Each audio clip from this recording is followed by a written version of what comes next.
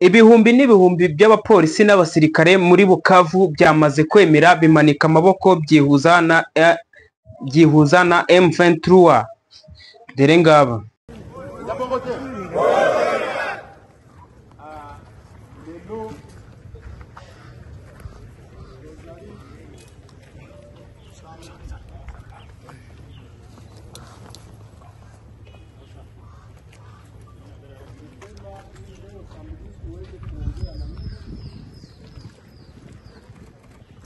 tuwapatie maorientation na tuwaoneshe kwenye mko mnaenda.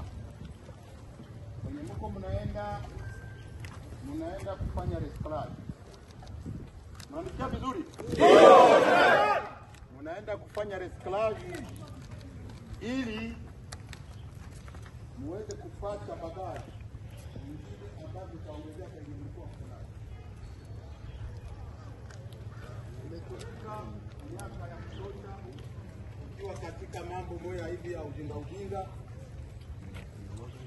mambo ambayo haikuwa mazuri, japokuwa sisi polisi ndio rafiki yake na mwananchi karibu. Nyuma y'uko umujyi wa Bukavu M23 imaze kuyigarurira, bamwe mu bapolisi n'abasirikare ndetse n'abandi bakora mu nzego z'umutekano bamwe bamanitse amaboko. Wabonaga yuko ari benshi cyane rwose, ni benshi cyane rwose, ibihumbi n'ibihumbi byabo byamanitse amaboko. Murabona yuko abanyamakuru ku makamera n'amateleviziyo byari byateye amatako, hanyuma bari kubazwa ukuntu ibintu bimeze n'uburyo bemeye kumanika amaboko, ndetse ngira ngo mwese mwabyiboneye ukuntu ibintu bihagaze. So nuko nguko rero bimeze.